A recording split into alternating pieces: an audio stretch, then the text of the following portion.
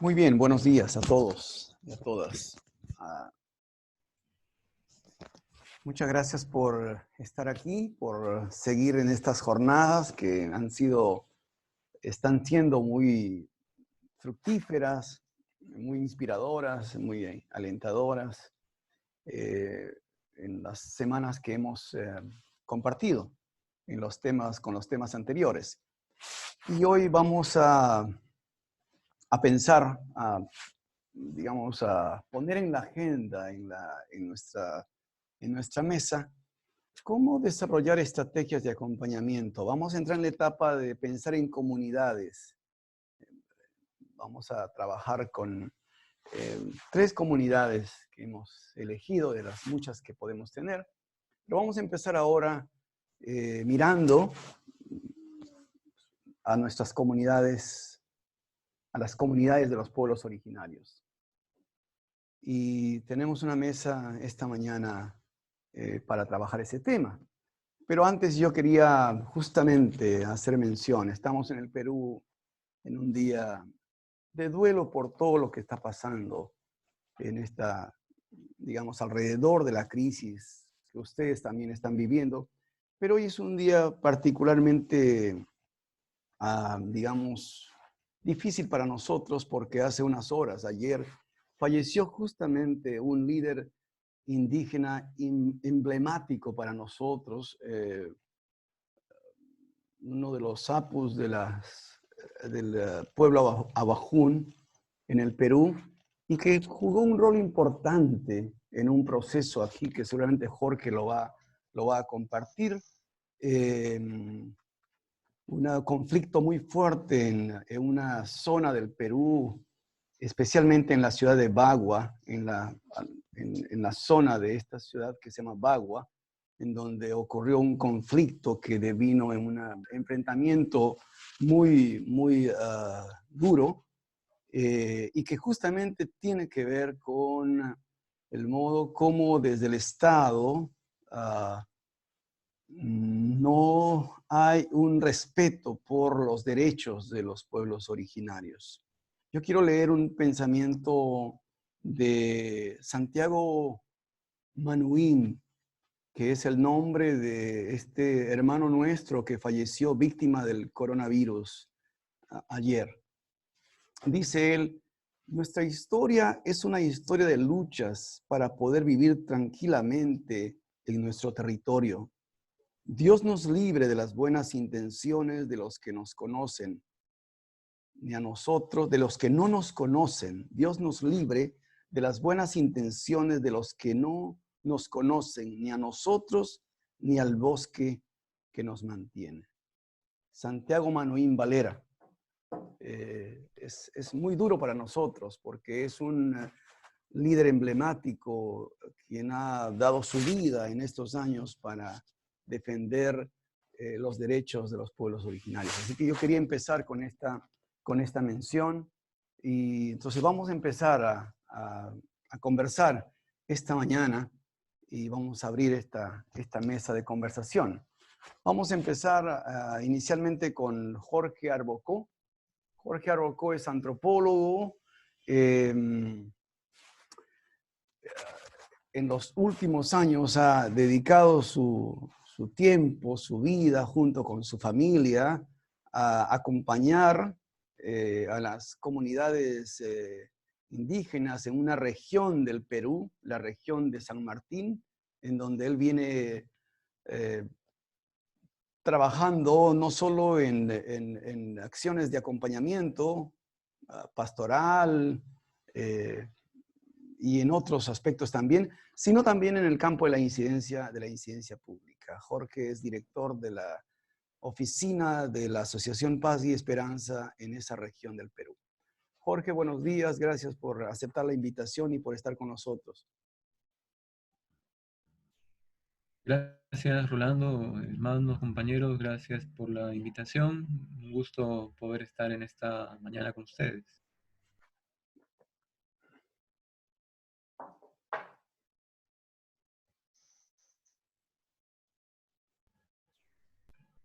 Bien, vamos a Vamos a compartir un poquito de lo que hacemos acompañando a las organizaciones indígenas en la región San Martín. Eh, y bueno, como decía Rolando, estamos de luto justamente porque un líder emblemático del movimiento indígena y del movimiento de base cristiana, católica, y un promotor de los derechos humanos y la paz social, ha fallecido hoy día. Él era un personaje muy interesante que movilizaba las cuencas de las zonas de Amazonas. Él defendió durante mucho tiempo la situación eh, de los pueblos de nuestra Amazonía que estaban solicitando al Estado peruano el reconocimiento de sus derechos económicos, sociales, culturales en medio de la apertura económica de los países de América Latina a los tratados de libre comercio.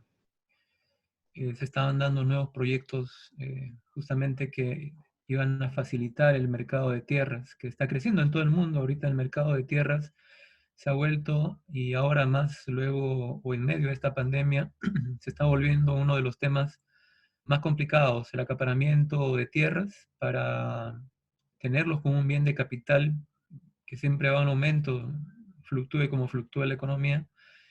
Siempre ha sido una búsqueda de aquellos que siguen al dios Mamón, ¿no? Al dios del dinero. Maguín luchó contra eso cuando se quiso usar los territorios indígenas para este acaparamiento de tierras, este monopolio de la tierra, y bueno, fue acribillado justamente cuando se dirigía a un contingente del ejército gritando con otros líderes indígenas, paz, paz. Y ahí lo acribillaron de 8 balazos que sufrió a la altura del tórax. Sobrevivió, ¿no? Sobrevivió también porque los líderes lo escondieron. El ejército pensaba que había fallecido, pero lograron esconderlo con apoyo de unas madres de la iglesia católica que lograron esconderlo y luego trasladarlo a la ciudad de Chiclayo. Su salud estuvo muy mal, sin embargo él logró recuperarse de varias operaciones y de varios males, pero el COVID de ese no se salvó. Como no se están salvando cientos de indígenas en este momento, que están sufriendo igual que la población en general porque simplemente no hay oxígeno, porque invertimos menos del 3% de nuestro Producto Bruto Interno en la atención en salud. Somos uno de los países de América Latina con menos atención en salud. Y eso, esa desigualdad, esa exclusión, ha sido uno de los factores que ha terminado de matar a este importante líder, ¿no? Por el cual hoy día tenemos un recuerdo pensando en esa lucha, y justamente hoy día en el Congreso se va a discutir un proyecto de ley, el 4404, que indicaba también que en medio de los pueblos en aislamiento y cercanos a zonas de explotación de recursos naturales, se iba a proteger a los pueblos como una prioridad. La Sociedad Nacional de Minería, Petróleo y Energía está haciendo todos los lobbies posibles hoy día para que esa ley no pase. Eh, Como siempre, indicando de que la inversión es primero, ¿no? Y los derechos, bueno, son, entre comillas, privilegios en el pensamiento de muchos hoy en día. Entonces, como Paz y Esperanza, nuestra labor ha sido hacer visible este tipo de agendas. Somos parte del movimiento nacional de derechos humanos. Hemos creado en el año 2003 justamente la Comisión de Trabajo con Pueblos Indígenas en ese año, y acompañamos en el año 2008-2009 la creación del Pacto de Unidad, que fue una propuesta para unificar a las federaciones indígenas y andinas alrededor de una agenda común. Justamente en medio de los mismos procesos que defendía Mahuín, se logró, junto con otras organizaciones, ayudar al movimiento indígena a unificarse, y formamos este Pacto de Unidad. También algunos tal vez de ustedes se acuerdan que en el año 2004 y en el 2005 y 2007 hicimos 3 encuentros internacionales justamente para unir a 3 actores que hasta ahora nos siguen pareciendo claves: académicos, movimiento indígena, periodistas independientes y movimiento de derechos humanos, ¿no? Cuatro sectores que logramos hacer 3 encuentros importantes de diálogo.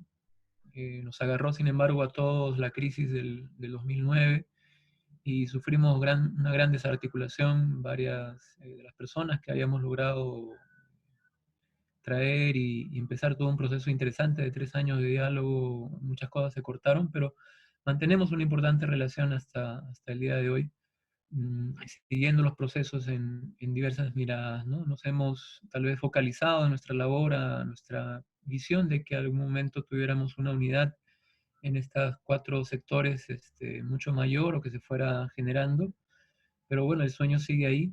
Hemos logrado, sí, al menos en esta zona nororiental de la Amazonía, donde nos encontramos en el Perú, buscar que inicialmente sí empiece a darse sobre todo una unidad entre los medios de comunicación, movimiento indígena y movimiento de derechos humanos. En este momento hemos ido generando una red intercultural de comunicación, se llama Comunica Amazonía. Con ella hemos ido formando voceros, voceras de los pueblos indígenas para que puedan dialogar directamente en los medios, con los medios de comunicación, y para que puedan también darse una suerte de encuentro con los periodistas de los medios convencionales. Eso para nosotros es una apuesta. Soñamos que eso pueda ser inicialmente a nivel de la cuenca amazónica. Por ahora nos mantenemos a nivel de la zona nororiental. Soñamos en algún momento hacerlo por lo menos con Colombia, y hemos tenido varios intentos de lograrlo, todavía no lo logramos. Compartimos con Colombia fronteras, pero también compartimos una agenda muy similar, en verdad, igual que en toda la zona andina amazónica. Entonces, ese es para nosotros un tema de agenda y un proceso que permanentemente venimos desarrollando en temas de comunicación, derechos humanos.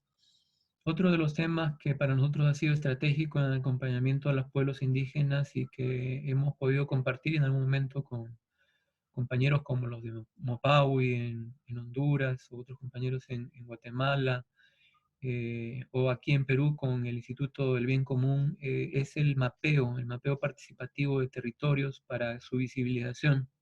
Lastimosamente para nuestros pueblos, nuestros estados, nuestro mundo occidental, mientras que no se ve, no existen, al estilo de Tomás, ¿no? Mientras que no veo, no puedo decir que existe. Entonces, una de las cosas que hemos ido buscando desde el año 2004 es fortalecer un sistema de información geográfico que permita visibilizar los problemas sobre los usos de la tierra en América Latina, ¿no? Esa apuesta la hemos obtenido, la hemos logrado, mantenemos, por ejemplo, ahora en este momento, un mapeo permanente sobre el avance del coronavirus en zonas aledañas a comunidades indígenas en San Martín, y está ayudando justamente a una labor de incidencia para que se visibilice en los medios con facilidad cuántas comunidades son las que están ahorita teniendo esta situación. Para muchos son poquitas, están aisladas, no existen de manera tangencial o están ahí metidas en el bosque, no les va a pasar nada, dicen muchos.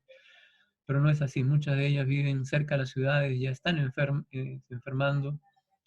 Hemos tenido, por ejemplo, aquí en San Martín, ya el caso de un líder indígena al inicio de la pandemia que estaba enfermo, pero las autoridades inicialmente decían, no, solamente es un líder indígena el que se enfermó. Actualmente las federaciones indígenas hablan más de 1000 indígenas solo en esta región de San Martín.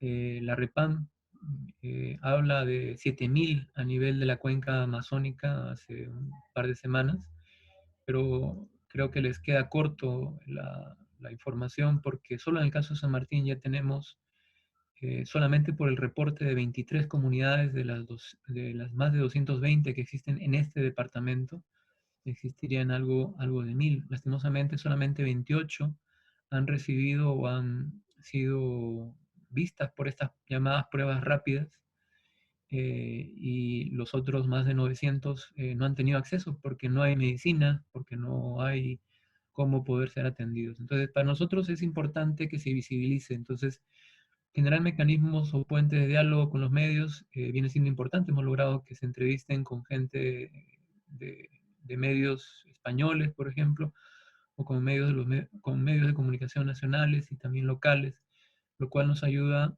a ayudar a favorecer justamente que sean visibles sus demandas y también las contradicciones de un sistema de salud. Lo hemos hecho también en el tema educativo y lo seguimos haciendo ahorita, peor aún en esta pandemia. Muchas de las comunidades rurales no tienen acceso a internet, no tienen acceso a teléfono, no tienen ni siquiera acceso a radio o televisión.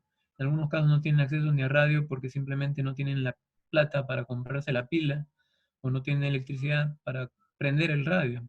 Y aún así el Estado en este momento peruano les indica que escuchen un programa para justamente atender a la población supuestamente rural que se llama Aprendo en Casa, que también sirve para la población urbana, pero que no atiende a ciencia cierta a gran parte de la población indígena, la misma que en este momento también se encuentra siendo jalada por redes de narcotráfico, por redes de extracción de madera.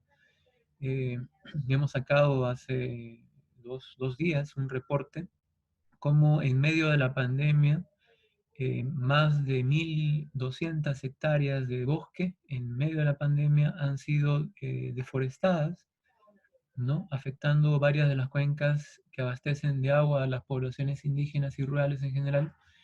Y es un tema que está en creciente, es decir, el Estado en este momento está haciendo una reactivación económica, pero esa reactivación ni en temas de educación, ni en temas de salud, ni en protección de bosques está funcionando para quien debe funcionar. Para nosotros entonces es un tema en agenda, es un tema para el cabildeo, para la incidencia, en el cual con esta visibilización por lo menos ponemos nuestro grano de arena, con esta suerte de puentes de diálogo con los medios de comunicación para que llegue a oídos de las autoridades y de la ciudadanía en general, sigue siendo un tema estratégico. También estamos tratando a aplicar los protocolos de defensa de defensores de derechos humanos, ¿no? Que ya del cual nuestro país tiene ya cierta normatividad desde abril del año pasado y estamos en permanente recojo de testimonios de afectación. Estamos llevando casos también de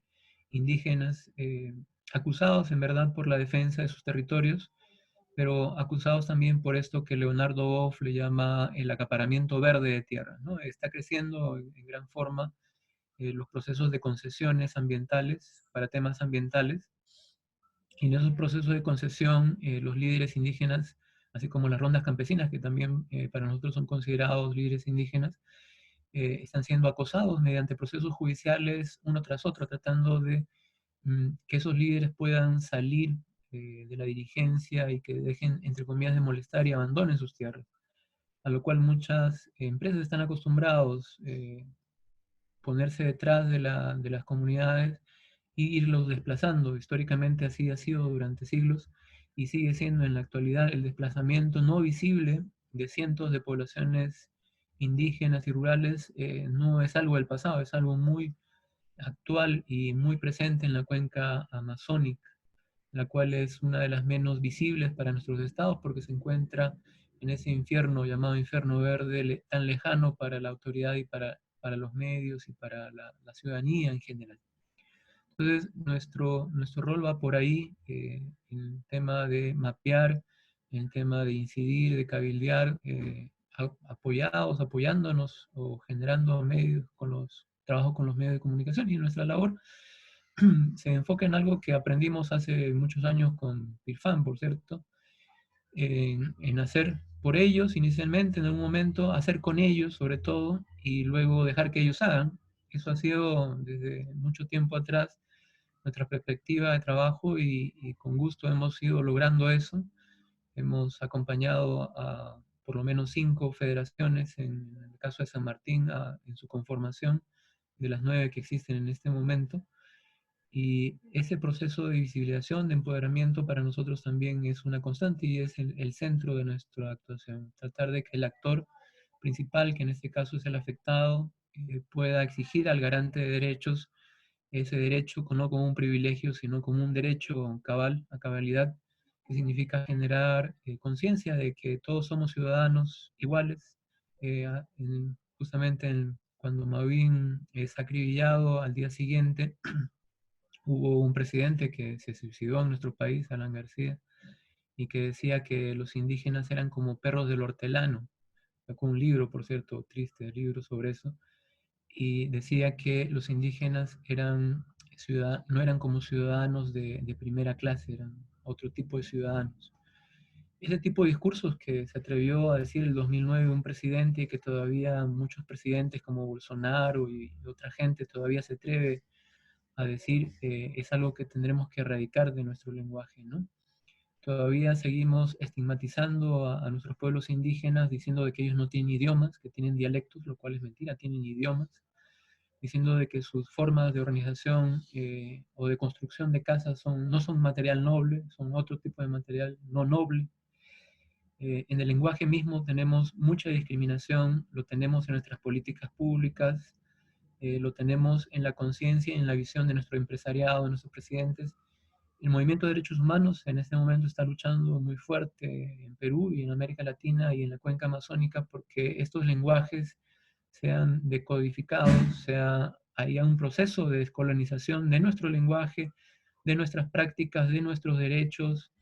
En Perú quisiéramos una nueva Carta Magna, un nuevo acuerdo social, porque la corrupción está matando gente y está matando pueblos indígenas. Nosotros tratamos de hacer visible también esa corrupción y anoche hablábamos justamente con el líder indígena de la Codepisán, el Itangúa, un líder Shawit, que nos decía justamente cómo la discriminación y la corrupción está haciendo de que de los 84 millones de soles que estaba destinado para 10 regiones en nuestro país, que luego, 30 días después, se dijo que iban a ser solamente 72 o 74 millones, o sea, como 10 millones menos, eh, iban a llegar a los 10 distritos, a los 10 departamentos de nuestra región. Y hace unos días Eli nos comentaba, y anoche también nos recalcaba, que esa parte de ese presupuesto está llegando a la zona rural, sí, no a la indígena, sin embargo, que la población o los promotores de salud están llegando a las ciudades, obligando a las comunidades a que bajen a los centros de la ciudad y repartiendo cantidades exiguas de medicamentos y otros que no se condicen con eso, no coinciden con no coinciden, perdón, con ese presupuesto, no coinciden con las promesas que el Estado viene diciendo, que las propias autoridades locales vienen diciendo, y justamente hemos estado sacando anoche y en estos días seguiremos sacando información sobre eso porque hay que ayudar, hay que acompañar, hay que empoderar. Los voceros, voceras indígenas también están sacando con algún apoyo nuestro y de otros medios su parecer sobre esta situación de corrupción, sobre esta situación de inacción del Estado, de discriminación y al fin y al cabo, ¿no?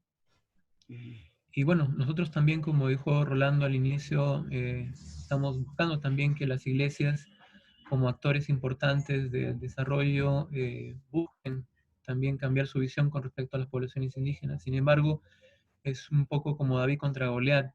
Lastimosamente en nuestro país y sobre todo en regiones como las nuestras, en la cuenca amazónica, los institutos o la educación teológica cada vez está desapareciendo. Los pocos institutos que quedan, su calidad cada vez es peor y los pocos teólogos o teólogas que en algún momento acompañaban ciertos procesos de diálogo con algunas comunidades han sido prácticamente enfrascados y aislados y cooptados para no poder seguir hablando. Y bueno, pero ahí están los intentos de diálogo, de discusión. Los espacios, sin embargo, educativos se han reducido a su mínima expresión, lo cual también dificulta la labor de discusión sobre la práctica de la iglesia alrededor de este tipo de temas. Sin embargo, tenemos muy buenos líderes indígenas que son no solamente que se formaron dentro de iglesias, sino que ahora son líderes indígenas, pero a los que aún les falta poder también ser incluidos en el movimiento eclesial. Las iglesias todavía, sobre todo como instituciones, les falta ese corazón de carne para poder atender la agenda indígena y sentirla institucionalmente que es una agenda prioritaria. Liderazgos cristianos sensibles a a la agenda indígena tenemos y tenemos muchos, pero de manera institucional las grandes grupos congregacionales, incluso los pentecostales o no pentecostales, todavía les cuesta mucho entender la espiritualidad indígena, la visión indígena, su agenda, incluso entender a sus propios miembros que son líderes en organizaciones indígenas y a los cuales a veces no los entienden, ¿no? Hay un problema de diálogo intercultural, eclesial, que está cayendo en relación directa con la caída de la educación teológica en el mundo evangélico. Cada vez es menor, cada vez los grupos fundamentalistas están teniendo más arraigo y están teniendo mucha pegada en los medios de comunicación eh, y Jorge, movilizan 2 minutos más, mucha Jorge. plata. Jorge, 2 minutos. Gracias. Entonces, esa situación nos lleva también como movimiento de derechos humanos, movimiento relacionado con las iglesias, a pensar esa necesidad de generar diálogo, de discutir la espiritualidad indígena y discutir mm, sobre estos fundamentalismos que generan ecumenismos un poco extraños. Es decir, grupos fundamentalistas católicos y evangélicos en muchos casos se han unido con una agenda no muy grata, grupos relacionados con Opus Dei, relacionados, que se juntan con grupos relacionados con movimientos sectarios como el Movimiento Misionero Mundial, de origen, muchos de estos también grupos que han venido por aquí, brasileño por cierto, y que lastimosamente logran mucho arraigo. No, afortunadamente en las comunidades, en algunas muy puntuales tal vez sí, pero falta mucho. Para nosotros realmente hay muchos retos y en algún momento también hemos soñado con que se reactiven sobre todo los trabajos con niñez y educación cristiana, lo cual nos gustaría, pero todavía es un sueño. Pero sí, mantenemos, digamos, una agenda en base a la discusión, al diálogo, de agendas de diálogo entre organizaciones indígenas y organizaciones cristianas, algunos líderes, y soñamos, sí, soñamos con que el sueño de Mawin, de una sociedad realmente inclusiva, de una tierra donde los indígenas sí sean dueños reales de su territorio, sea una realidad, como nacionalidades y como pueblos, tantos años postergados. Muchas gracias. Sí. Muchas gracias, Jorge. Gracias por pintarnos este cuadro sobre tu experiencia y alrededor de tu experiencia sobre los desafíos que tenemos desde Perú hacia América Latina, hacia el continente, en donde hay, digamos, aspectos similares a la problemática que planteaste y a los desafíos que tenemos, tanto, digamos, en términos de trabajar desde la sociedad civil, pero también desde la iglesia. Olvidé mencionar y agradecer a Analí, que está haciendo un trabajo muy bonito de traducir allí, y olvidé mencionar que en el chat allí pueden ir viendo la traducción que hace Analí, gracias al equipo de Brasil por esta contribución. Muy bien, vamos a pasar a Brasil y vamos a invitar a Paulo Baltazar, que viene desde la comunidad indígena terena, y él tiene una experiencia muy rica alrededor del Instituto Terena de Educación Intercultural. Tiene toda una, no solo experticia, sino experiencia, que quizás es lo valioso que podemos rescatar de nuestros hermanos y hermanas que están tan involucrados entre las comunidades originarias o comunidades indígenas.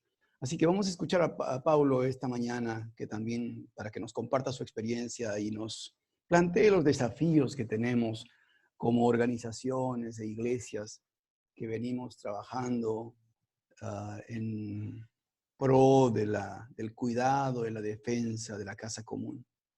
Buenos días, Paulo. Gracias por estar con nosotros.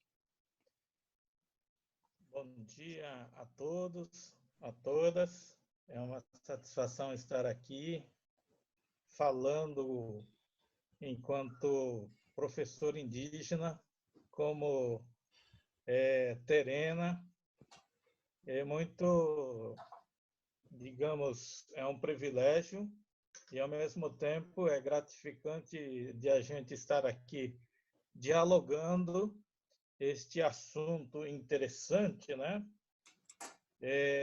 Eu sou terena, eu falo de Aquidauana, no Mato Grosso do Sul, no Pantanal Sul-Mato-Grossense, uma das maiores áreas úmidas do planeta. Nós fazemos parte de renovar o nosso mundo, e esse texto, esse tema, estratégia de acompanhamento e sensibilização às comunidades indígenas, é um tema muito interessante e que realmente me levou a várias reflexões neste dia, quando me passaram esse tema, e gostaria de socializar essas minhas reflexões nesta manhã. Muito obrigado pela iniciativa de cada um deste momento, de a gente fazer esse encontro de diversos lugares, ao Jorge, Rolando, Jorge que me antecedeu. São várias problemáticas que expôs, e Brasil não está distante dessas problemáticas. Eu começaria dizendo a todos vocês que nós, populações indígenas, eles nascem no berço da ecologia, eles nascem ouvindo os seus pais a proteção ao meio ambiente, ao cuidado, à defesa deste que nós chamamos Mãe Terra, porque a Mãe Terra está lá no território de vida. Essa mãe é vida para nós. Então, a terra e o meio ambiente, para nós, são sagrados. São lugares que extraímos a nossa vivência, sobrevivência, reprodução sociocultural, reprodução mítica, onde nós construímos lugares de geossímbolos, símbolos ou lugares sagrados, que foram construídos ao longo de todo esse tempo.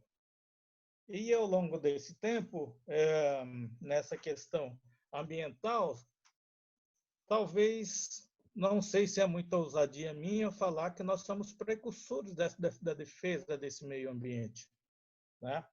Depois outros vieram falando da ecologia, defendendo o meio ambiente, mas eu estive lendo também um livro excelente do Davi Kopenawa, um Yanomami, que escreveu A Queda do Céu, e compartilho com a ideia dele de ele chamar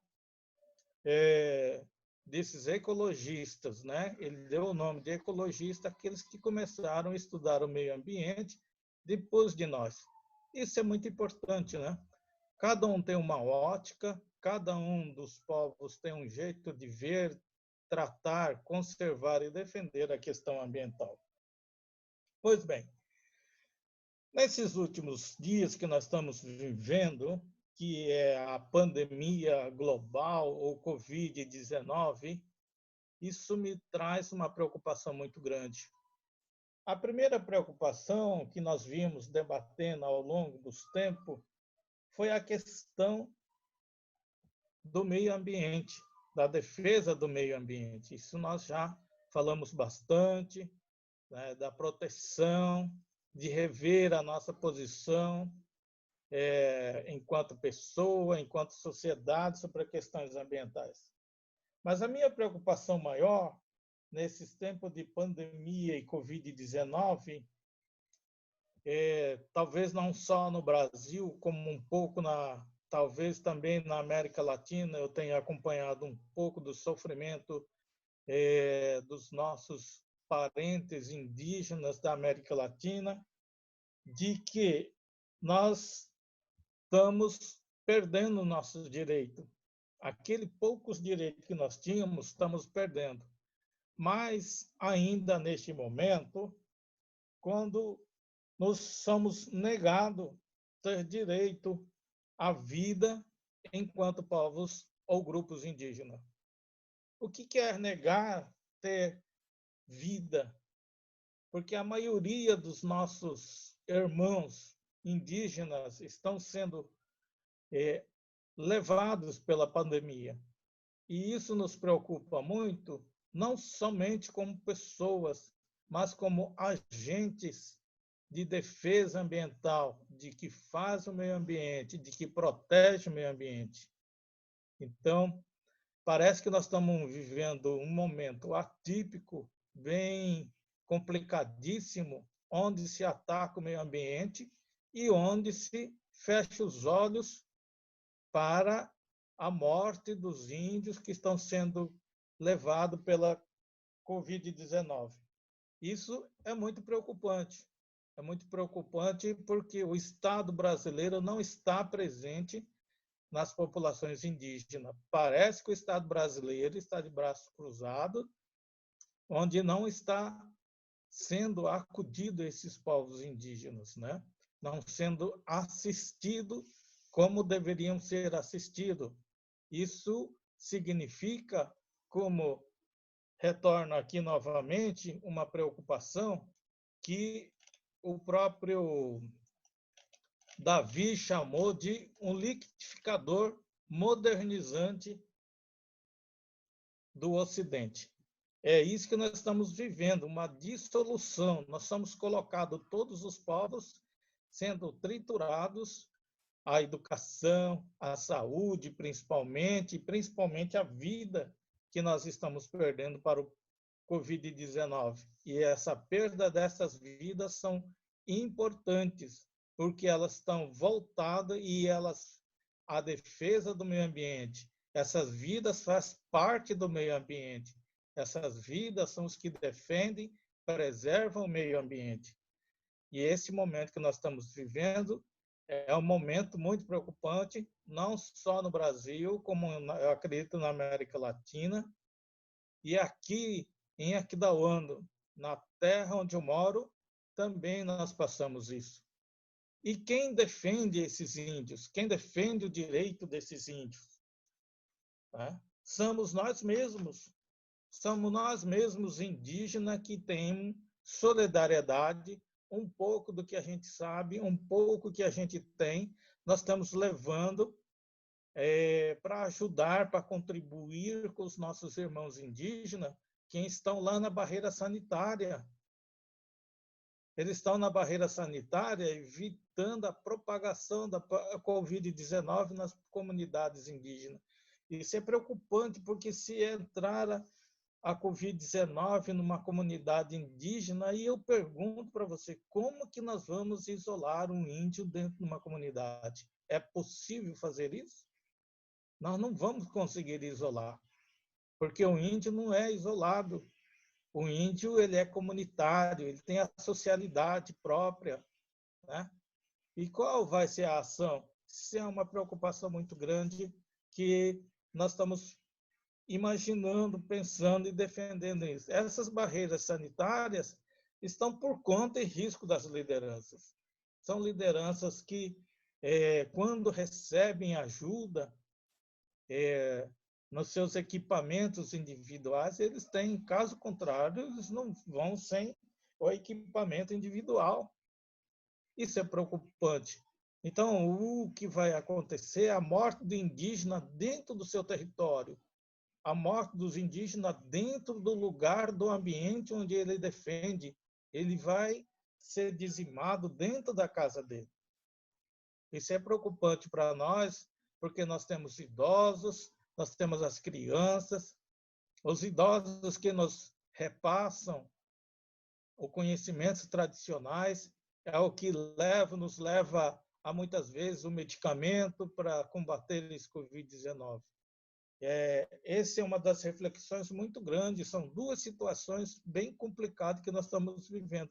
A questão ambiental, a questão da vida humana que defende o meio ambiente. Isso é preocupante para mim. Seriam as minhas palavras. E dentro desta, só para finalizar, e dentro dessa questão da barreira sanitária, dentro dessa questão do Covid-19, como eu falei, somos nós mesmos indígenas que ajudam outro indígena. E temos, sim, também outros irmãos que fazem parte de instituições evangélicas que se preocupam com essas vidas, com essas almas, que nos têm ajudado também. Nos ajudou também aqui nessa solidariedade humana, a Tirfan, o Instituto Solidário, que nos ajudou e que nos levamos para as populações indígenas, lá nas barreiras sanitárias, nos ajudou com máscara, com álcool gel, né? Com água sanitária, com luvas, mas são coisas assim rápidas, né? Porque ali, em média, passa muitas pessoas, né? Então, ele precisa estar sendo monitorado para que não entre nenhuma pessoa infeccionada nas comunidades indígenas. Porque se entrar, vai ser muito difícil, né? E como está sendo difícil. Só para concluir, eu quero passar aqui a quantidade de pessoas que foram já um boletim que eu queria passar aqui para todos, para terem uma ideia de que nós estamos falando sobre essa quantidade de pessoas que foram contaminadas, né? Então, aqui nós temos um levantamento rápido, né, desse boletim, que nós temos aí, boletim da Articulação dos Povos Indígenas, que tem feito esse monitoramento diuturnamente, acompanhando esses momentos difíceis, né? Só para vocês também terem uma ideia, aqui numa cidade pequena, com 40 mil habitantes, nós temos 5 casos de Covid-19. Então, nós estamos aqui próximo das aldeias, 20 quilômetros. Nós estamos próximo aqui de aldeia, 40 quilômetros. Então, está bem próximo de nós a entrada desse Covid-19. Então, as nossas lideranças estão ali combatendo diuturnamente fazendo a proteção da barreira nesses lugares. O que aconteceu nesses últimos, é interessante destacar também, por falta desse atendimento dos direitos humanos, né? Nós temos recorrido ao Supremo Tribunal Federal, a última instância do Poder Judiciário, para que fôssemos atendidos neste momento com essa questão para evitar o genocídio. Então, tivemos que acionar um advogado indígena, Terena, ele entrou com uma ação, ele diz assim, uma ação histórica. Povos indígenas vão ao STF para evitar o genocídio da pandemia. É isso que tem acontecido, né? Nós estamos passando por esse momento a ponto de buscar ao judiciário para que nós acessamos um pouco dos direitos que nós temos. Parece que nesses últimos dias estamos sendo tratados como pessoas subhumanas nessa questão da pandemia, né? Parece que nós voltamos a 1500, quando éramos vistos pelos europeus, que a gente não tínhamos almas, nós éramos selvagens. Parece que esse conceito, essa nomenclatura foi deixada de lado, agora somos tratados como sub-humanos. Isso é muito ruim para nós, povos indígenas, em virtude de que nós podemos ser dizimados, mas antes de ser dizimados os povos indígenas, já recorremos ao Supremo Tribunal Federal. E aqui eu tenho um levantamento da Articulação dos Povos Indígenas do Brasil, que foi no dia 28 de junho, ele aponta para 308 mortos indígenas, 9.500 indígenas infectados e pior, já está sendo atingido em 114 povos indígenas do Brasil. Veja que notícia muito ruim para nós. Eu gostaria de deixar registrada esses dados aqui para todos os companheiros, amigos que estão aqui participando conosco. Quero ficar à disposição para responder alguns questionamentos dos companheiros. Roland, muitas graças. Muito obrigado. Gracias, Paulo, por contarnos tu experiencia y también desafiarnos a pensar un poco cómo, por un lado, cómo recuperamos, cómo contribuimos a que estas ausencias que ambos han mencionado, ¿no? Especialmente la ausencia del Estado en ambos casos, ¿no? Pueda, digamos, cómo trabajar para que el Estado esté presente allí, pero también los otros actores, ¿no? De acompañamiento, las iglesias, ¿no? Las iglesias vuelvan a estar presentes y acompañar, ¿no? Y que no solo tiene que ver con la presencia física, ¿no? Sino el acompañamiento, porque, digamos, hay muchas iglesias, muchas organizaciones que están allí, pero no necesariamente están caminando con ellos. Es un desafío que a mí me viene en este momento escuchándoles. Así que vamos a abrir la conversación.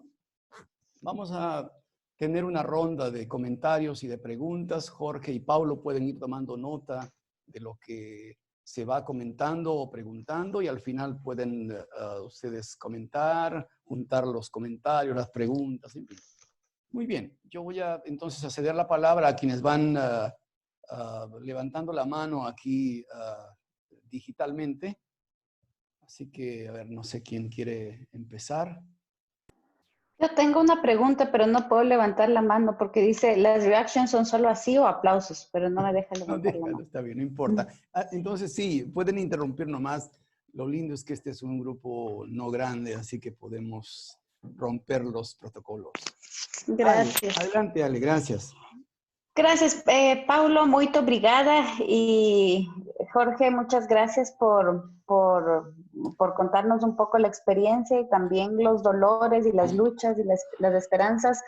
Me llamó la atención, Jorge, que vos mencionaste algo sobre la teología y los teólogos y teólogas que habían sido silenciados. Entonces, me preguntaba, me gustaría mucho saber ¿cuál fue el momento o un momento en el que la teología aportó a la lucha? Y digamos, ¿quién y por qué? ¿Quiénes eran esos referentes? ¿Cómo estaban articulándose y cómo estaban generando este tipo de discusiones, diálogos teológicos? ¿Con quién? Digamos, ¿qué era lo que pasó antes que dices que ya no está pasando y que fue silenciado? Muy bien, vamos a esperar. Pueden ir tomando nota. Paulo y Jorge. Gracias, Ale. Eliezer, te escuchamos. Bueno, yo tendría una pregunta sobre, tenemos más de 500 años de historia de colonización. Seguramente somos frutos de la colonización también como cristianos. Sufrimos la influencia, sufrimos todo tipo de persecución, sobre todo, creo que no conozco los otros en el grupo, pero creo que Paulo es el único en el grupo que tiene un DNA de pueblo originario. Seguramente estamos sobreviviendo como Latinoamérica y también, si puedo ir un poquito más allá, como América Central, de colonización. Y lo que percibimos es que aún estamos bajo una tentativa de colonización. Y nuestros países, desde América Central hasta el sur del continente, lo que pienso yo es que aún somos víctimas de sacar de nosotros lo mejores que tenemos, la tierra, lo que hay bajo de la tierra, aniquilar las culturas. Bueno, y ahí hay muchas cosas más. Por ejemplo, la explotación de las áreas de frontera entre nosotros con la droga, el tráfico, el narcotráfico, el dominio. Entonces, todo esto creo que nos lleva a pensar que seguramente los cambios tienen que pasar dentro de la iglesia como la autoridad de Dios para hacer justicia. Como no voy a decir olvidar la frontera entre nosotros, pero hay cosas que van más allá de las fronteras. Estamos sufriendo lo mismo. Por ejemplo, mi esposa es chilena. En Chile vivimos un poco la situación de los mapuches, que están peleando, luchando, y necesita un involucramiento más cercano de la iglesia con estas cuestiones sociales, porque cómo podemos lograr acciones más que dar un sentido de más unidad entre nosotros. Este es mi posicionamiento. Muy bien. Que el sufrimiento es muy grande. Gracias, Eliezer. ¿Hay alguna intervención más para cerrar esta ronda? ¿Alguien más? Sim, sim. Simone. Adelante, Simone, gracias. Sim. Gostaria que Paulo compartisse sobre um trabalho de Uniedas com os povos indígenas. Quais estratégias são usadas por eles, um grupo cristianos indígena, que fazem um grande trabalho teológico e da cultura também indígena? Que ele falasse um pouco sobre Uniedas. Perfecto. Muy bien. ¿Una intervención más para cerrar esta ronda? ¿Puede alguien intervenir directamente? Muy bien. Vamos a cerrar esta ronda y vamos a escuchar a Jorge y a Paulo. Jorge.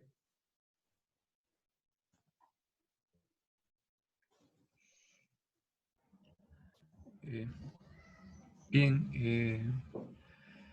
Bueno, a ver, María Alejandra consultaba cómo está este proceso de aislamiento prácticamente constante y que avanza y avasallador a aquellos que hacen educación teológica o que discuten teología desde hace muchos años, en verdad, décadas. Siempre ha habido, digamos, una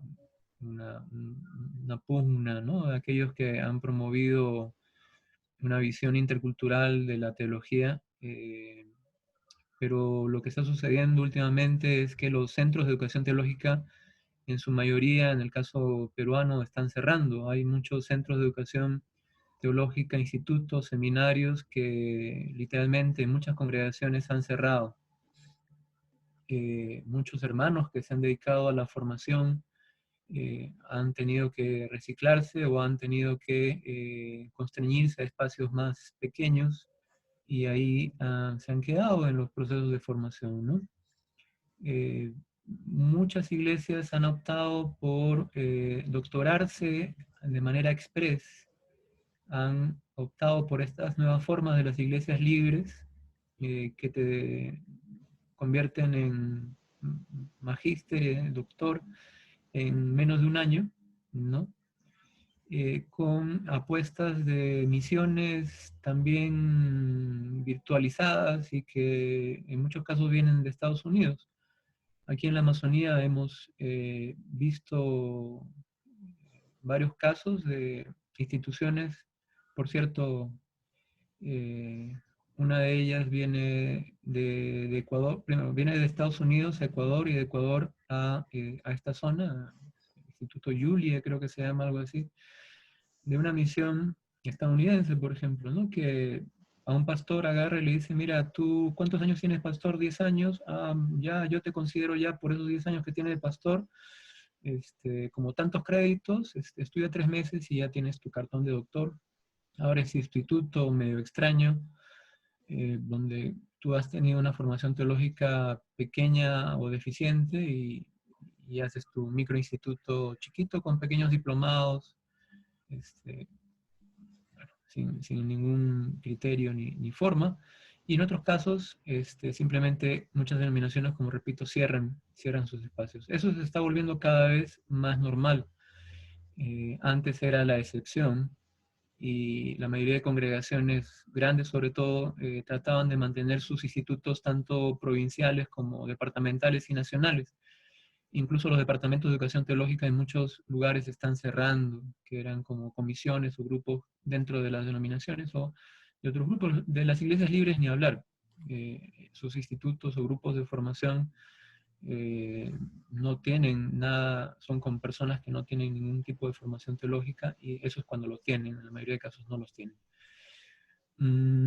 Ahora, el aislamiento a los pocos teólogos, teólogas, siempre ha habido, pero ahora es mucho más visible porque la moda evangélica se ha unido mucho a grupos fundamentalistas, ¿no? Entonces vemos a iglesias congregacionalistas históricas sin ningún problema marchando con grupos fundamentalistas, hasta que algunos que hace 10 años atrás los llamaban sectas, ahora, y a las cuales ni siquiera se acercaban, ahora sí se acercan a ellas y marchan y hacen vida eclesial junto con ellas, cuando antes no se hubieran atrevido, ¿no? Recuerdo cuando vino también el Papa Francisco con el Laudato Si aquí a Perú, y algunos miembros de las iglesias evangélicas se atrevieron a llegar públicamente a saludarlo, y se convirtió en todo un cuestionamiento a su participación en ese espacio, ¿no? Finalmente no era un saludo y era un reconocimiento a una importante posición de un sector de la Iglesia Católica que hablaba por el tema ambiental, y no tenían por qué cuestionar a los hermanos por saludar una cosa como esa, ¿no? Entonces, ese tipo de cuestiones está generándose. Yo creo que así como hay estos protocolos de defensor de defensoras de derechos humanos, también habría que tenerlos con los pocos teólogos y teólogas que tenemos, al menos en el caso peruano, que sí, pues constantemente son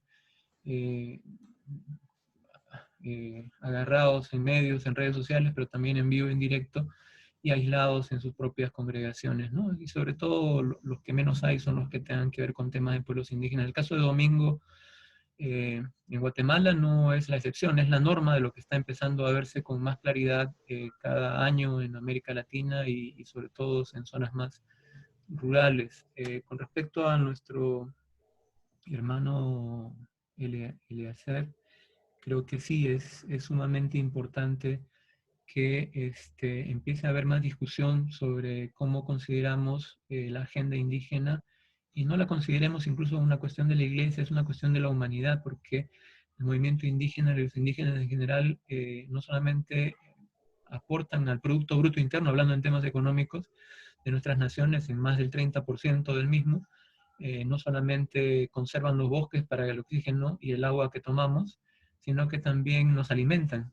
Ahorita con el COVID, mucha de la comida empieza a escasear porque justamente las poblaciones rurales indígenas están empezando a enfermar, ¿no? Y el alimento empieza a escasear producto de eso. No lo visualizamos como seres humanos incluso, ¿no?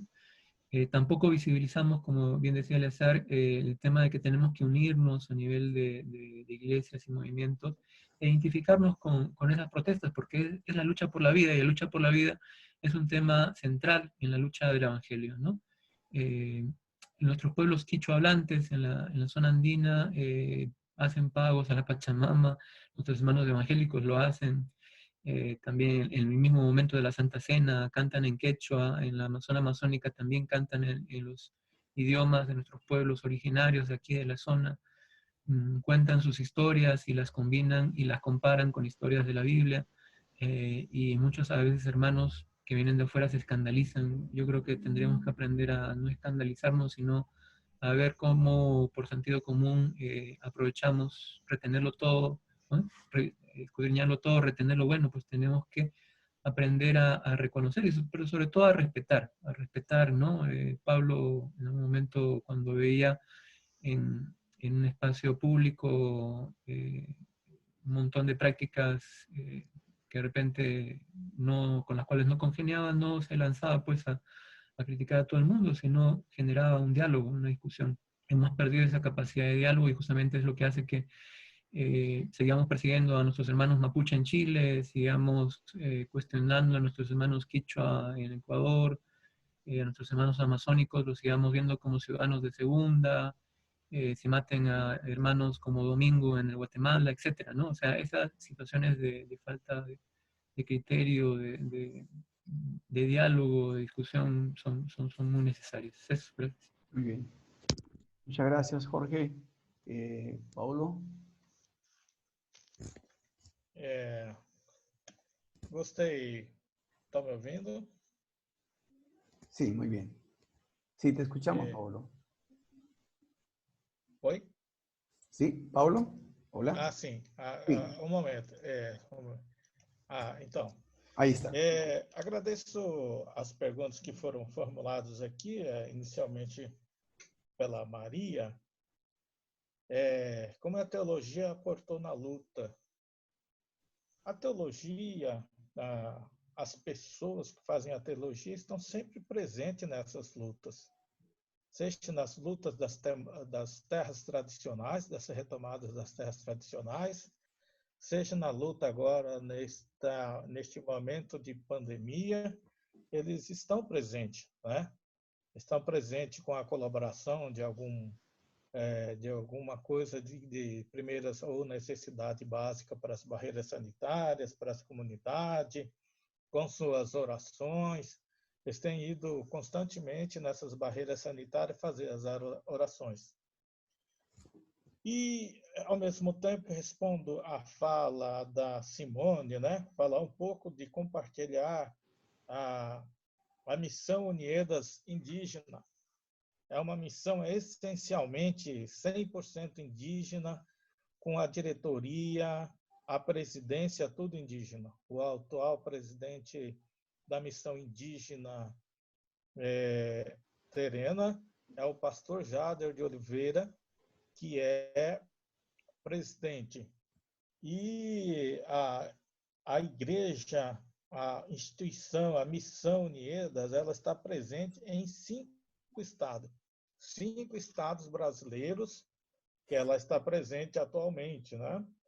Então, estamos no estado de Mato Grosso do Sul, no Mato Grosso, no São Paulo, em Rondônia e no Acre. Atualmente, a missão tem 35 igrejas constituídas, tem 2 institutos bíblicos constituídos, essencialmente, como disse, indígenas, recebendo indígenas de vários povos, né, da região da Amazonas, que vêm para Aquidauana, para o Mato Grosso do Sul, para fazer a sua preparação, seus estudos no Instituto Bíblico, e terminam e voltam para a sua população de origem para fazer a pregação do Evangelho. Isso é talvez uma das estratégias que está dando certo, que está avançando a cada dia mais, né? Numa estratégia, digamos, indígena, preparar e encaminhar essas pessoas para os seus povos. E a Uniedas está também presente nas aldeias, está presente nas barreiras sanitárias por meio dos seus membros. Os seus membros participam dessa barreira. Os seus membros estão ali ativamente trabalhando enquanto igreja, enquanto grupo comunitário, enquanto agente formador da saúde, da educação. A Uniedas está praticamente em todos os setores da própria comunidade, faz parte das lideranças indígenas, lideranças tradicionais, escolas, agentes de saúde. Então, tem muitos que estão presentes, né? É uma igreja bem presente e atuante no setor comunitário. Temos também aqui esse momento de evangelização europeu, como o Eliezer bem colocou, nós também fomos evangelizados pelos norte-americanos, pelos canadenses, quando iniciou a evangelização aqui na nossa região, no município de Aquidauana, foi em 2012. Então, temos mais de um século de evangelização, e nessa evangelização nós percebemos muito sobre o eurocentrismo muito presente, né? Nas comunidades, nas pessoas. Mas, com o tempo, estão conseguindo se desvencilhar um pouco isso, se tornando uma igreja essencialmente indígenas, também atendendo um pouco da cultura indígena. A exemplo, antigamente não se podia dançar. Hoje se pode fazer uma dança cultural. Hoje se faz uma apresentação cultural, né? Então, isso foi uma grande conquista de permanecer, que a igreja está revitalizando, que a igreja está provitalizando a cultura nos dias atuais. Isso é uma alegria para nós, nessa posição da igreja. Então, são essas minhas palavras, né? Simone, eu não sei se eu esqueci alguma coisa, né? Quanto a essa igreja. A igreja é numerosa, é bastante, conduzida pelos próprios indígenas, com suas dificuldades próprias, mas estão expandindo cada vez maior, cada vez melhor a evangelização entre os povos indígenas. Muy bien, muchas gracias, Paulo. Vamos a hacer una última ronda para ir cerrando el conversatorio, así que, a ver, no sé quién más quisiera compartir, preguntar. Yoki, sí, adelante. Sí, quizás más que preguntar, también se puede comentar, ¿cierto? Por supuesto. Es un diálogo. Sí. Buenos días, hermanas, hermanos. En Aviala, especial el hermano Pablo, para decirle que soy del pueblo Cunadule, uno de los pueblos indígenas que están en Panamá y Colombia. Y me alegra mucho escucharle y aprender de lo que está compartiendo en el día de hoy. Igual, Jorge, muchas gracias. Bueno, en relación al tema, estaba pensando un poco lo que comentaban ambos y pienso en la importancia, como indicábamos también en la conversación pasada, porque estamos tratando de tejer un poco, ¿no? Las conversaciones desde la primera Correcto. jornada, la segunda y la tercera. Y es muy rico saber que hay una travesía donde vamos construyendo, y usaré la metáfora de mi pueblo, que es una mola. Entonces la mujer cunadule y cose en ese tejido para crear un arte.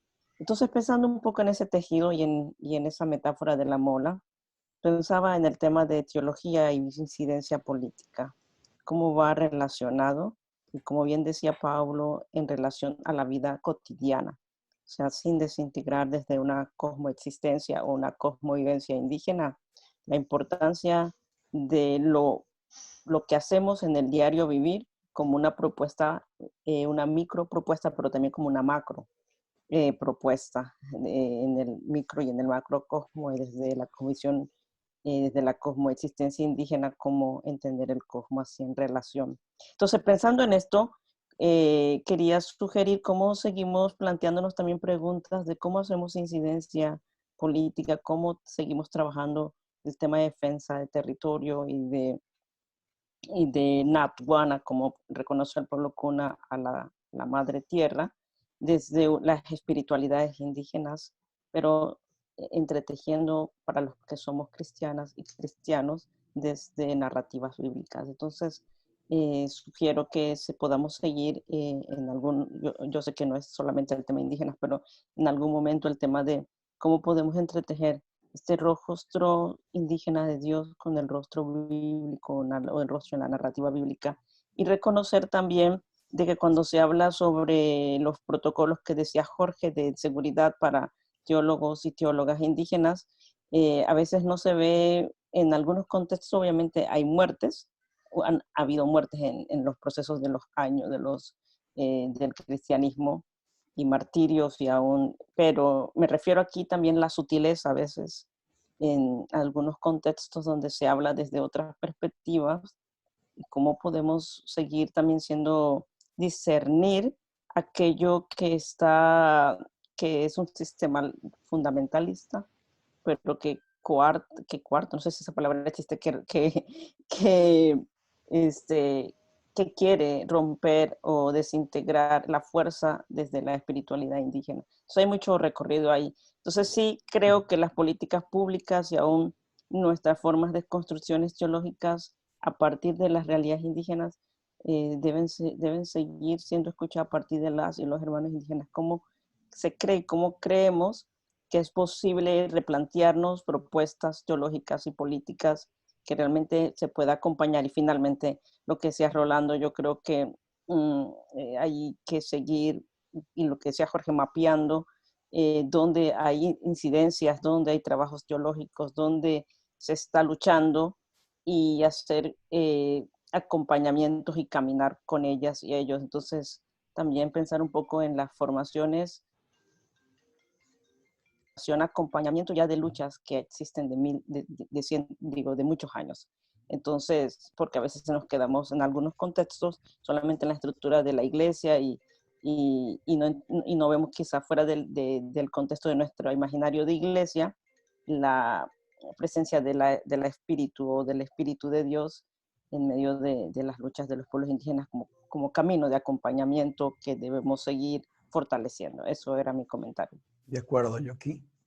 Creo que Juliana. Sí, Juliana. Sí. También después, Rolando. Sí, ok.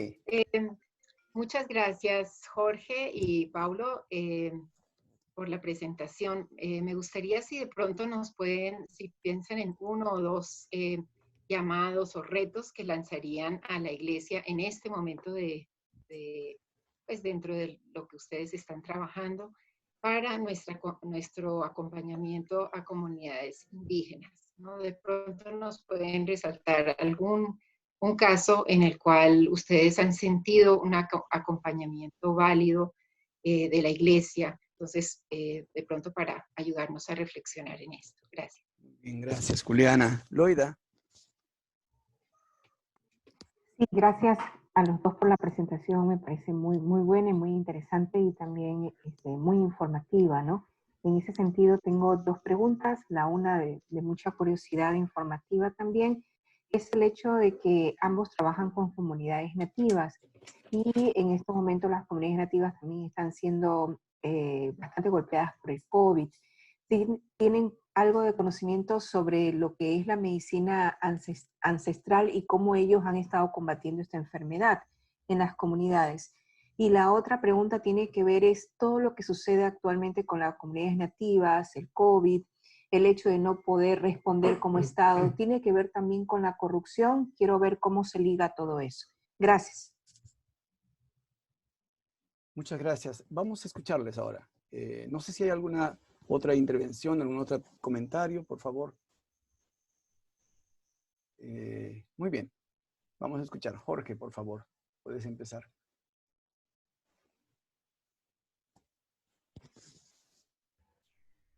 Bien, gracias nuevamente. Bueno, son varias cosas, ¿no? Yo creo que en principio deberíamos retarnos a crear un documento de trabajo permanente, ¿no? Y como una suerte de foro abierto permanente de diálogo y discusión sobre la importancia de la no discriminación y la inclusión real, efectiva de nuestras poblaciones indígenas en el movimiento eclesial evangélico. Es un tema, yo creo que controversial hasta ahora porque hay una discriminación soterrada muy permanente en la mayoría de nuestras sociedades en América Latina. Lo vemos en Centroamérica, lo vemos aquí en América Latina, lo vemos en la Amazonía. Entonces yo creo que generar esas redes o entretejer eso que dice Jocabet, por ejemplo, es importante. Yo creo que crear redes de diálogo y reflexión teológica desde el mundo indígena, pero no para dialogar para adentro, sino dialogar hacia afuera, y dialogar desde esas redes para retar a las organizaciones eclesiales, tanto congregacionales como a las neopentecostales o a las neocarismáticas incluso, a reconocer la importancia de los indígenas, ¿no? A mí me gusta, hablando de lo que estaba comentando Juliana, por ejemplo, la Iglesia Católica ha llevado a cabo, junto con grupos COCAMAS, una organización pequeña, miren, llamativa, pero se llama el Comando Matico, ¿no?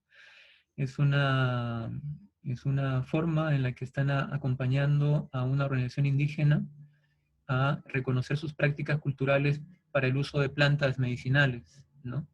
Y están ayudando a que ayuden a sus compañeros a llevar la medicina tradicional con el matico, que es acá se llama cordoncillo en la Amazonía, que es una planta muy enigmática, muy sencilla, que se encuentra como mala hierba, que comen, por cierto, los murciélagos cuando están enfermos, pero también las personas, sobre todo a las mujeres o a las personas que tienen heridas o problemas respiratorios, estomacales.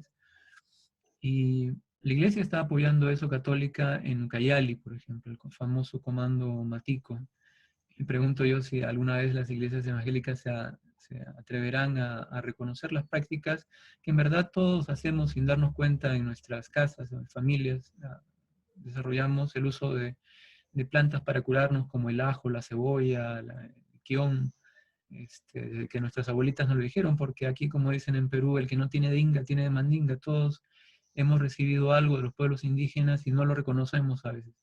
Eso me lleva a que, más allá de las redes de diálogo y reflexión teológica hacia afuera, no hacia adentro, que debemos formar, tenemos que empezar a trabajar el tema de la discriminación eclesial, ¿no? La discriminación eclesial hacia nuestros hermanos tiene que ser un tema nuevo, pero no tan nuevo, porque nos hemos acostumbrado a hablar de discriminación en el mundo secular, pero nos olvidamos de hablar de discriminación en el mundo cristiano también, y donde hay, y es muy fuerte y poco visible a veces, ¿no? Donde pastores indígenas comúnmente no pueden ascender mucho en el liderazgo evangélico porque ya de por sí les ponen cabe, los miran mal, y dicen, no, tú no tienes la capacidad, o teólogos también indígenas que no llegan a un espacio muy alto, porque en el mundo teológico también hay discriminación, hay que decirlo, ¿no? Ahora,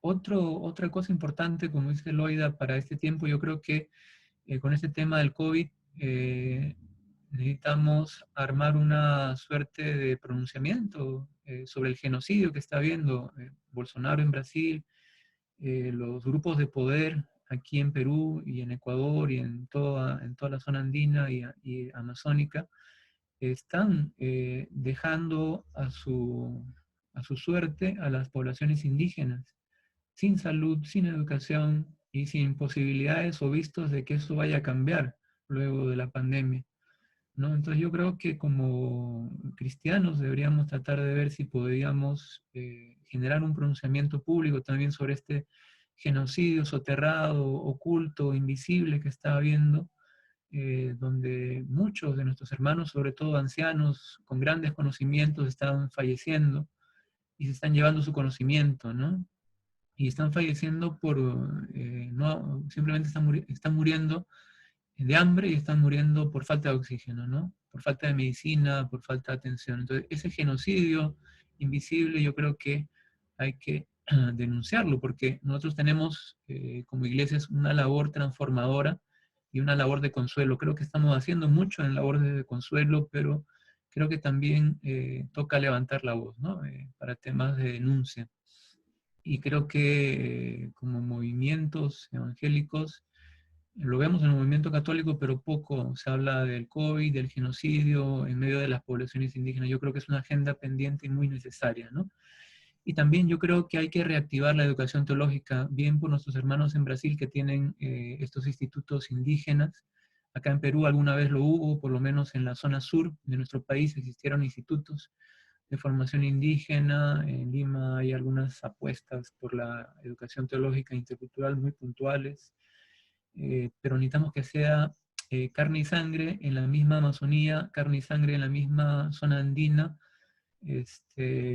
con espacios que no sean para adentro, sino que generen esa teología hacia afuera y lean, sean lectores de los signos de los tiempos, ¿no? Quisiera escuchar a esos teólogos y teólogas indígenas quejar con gran fuerza, pero no separados, sino unidos, y de los institutos que lastimosamente ya casi no existen, teológicos, incluso tanto indígenas como no indígenas. Esa voz todavía no, aquí dirían, no se escucha, padre, ¿no? No lo logramos escuchar, no lo logramos. Tiene que levantarse con más fuerza, y para que se levante con más fuerza tenemos que acabar con persecuciones, aislamientos, discriminación. Y creo que habría que comenzar por el tema de la discriminación y la falta de entendimiento, ¿no? El fundamentalismo está acabando con el diálogo y debemos tratar de pelear porque ese diálogo sea lo primero que no se pierda, sea lo primero que inicie un cambio en nuestras mentalidades, para lo cual hay mucho, mucho por hacer. Gracias. Muchas gracias, Jorge. Perdón, muchas gracias, Jorge. Paulo, por favor, escuchamos tus comentarios a las intervenciones, respondiendo a las intervenciones. Gracias.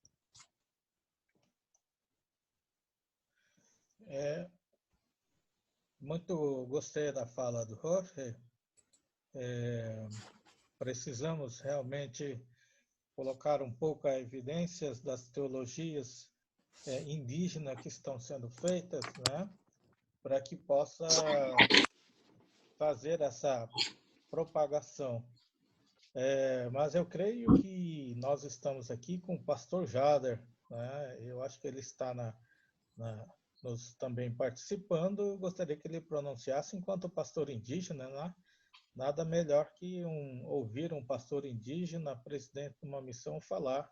Seria bem oportuno nesse momento, né? Não sei se ele está já na conversa, mas enquanto ele não consigo visualizar, eu vou respondendo algumas perguntas, como o Jorge falou um pouco. É muito interessante a questão dos conhecimentos tradicionais e a questão teológica, né? Realmente é um pouco um assunto complexo para se tratar, mas com certeza há uma fronteira de respeitabilidade nesses dois conhecimentos, nesses dois mundos de conhecimento. Então, nesse momento, eu vejo a missão Uniedas bem empenhada, com orações, com grupo de orações, né? Buscando a proteção de Deus para as comunidades indígenas, para que não sejam atingidas pela essa pandemia. Por outro lado, temos os conhecimentos tradicionais indígenas também, que fazem o seu trabalho de defesa contra a pandemia. E, como bem perguntaram, que tipo de plantas medicinais vão ser colocadas ou praticadas ou usadas para o combate ao coronavírus. Graças a Deus, no município de Aquidauana já houve 5 casos, mas neste momento nós não temos nenhum caso, graças a Deus, dentro das comunidades indígenas, devido a esse trabalho diuturno das lideranças na barreira indígena. Mesmo na chuva, mesmo no frio, eles estão lá firmes, trabalhando na proteção dessas comunidades. Eu aqui também faço um gancho com a fala do Jorge, né, que quando ele fala que nós estamos, neste momento, vivendo um genocídio invisível, né?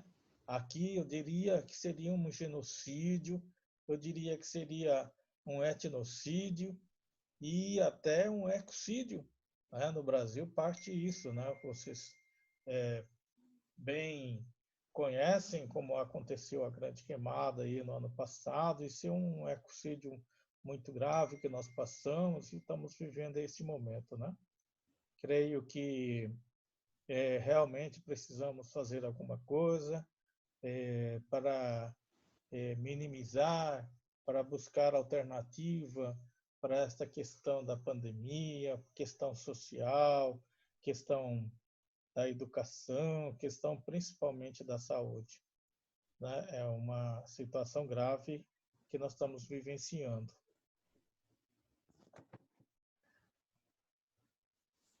Muy bien, muchas gracias.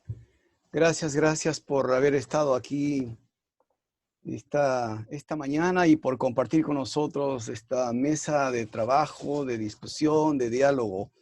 Gracias a Jorge y a Paulo por venir con nosotros y participar esta mañana, por todas sus contribuciones. Vamos a tener la siguiente sesión en 15 días, el 16 de julio a la misma hora, jueves, y vamos a trabajar en esa ocasión, en esa fecha, alrededor de los desafíos que tenemos, que nos plantea este tiempo, para pensar estrategias de acompañamiento a comunidades eclesiales, comunidades de fe. Y estarán con nosotros Josías Viera, de Brasil, y del movimiento Juntos en la Creación, y también estará con nosotros Juliana Morillo, que es parte, coordina el programa de cuidado de la creación del movimiento Lausana. Así que será otra mesa tan rica como la de esta mañana. Muchas gracias a todos por haber venido a la plataforma para conversar sobre este tema. Y bueno, estamos desafiados. Cerramos toda esta jornada el próximo 30 de julio con la mesa sobre el acompañamiento a comunidades universitarias. Allí vamos a cerrar esta jornada que hemos programado. Entonces, a nombre de la Coalición Evangélica por la Justicia Climática, les agradecemos muchísimo por ser parte de esta mesa de diálogo. Muchas gracias, buenos días, que sigan teniendo una buena semana todos. Bendiciones. Gracias, Rolando. Hasta pronto. Hasta pronto. Gracias, Todos. hermanos. Saludos, Gracias, hermanos. abrazos. Bendiciones. Todos, bendiciones. Saludos. Chao a Nos todos. vemos. Buen día. Gracias, Buen día. gracias. Buenos Gracias. días.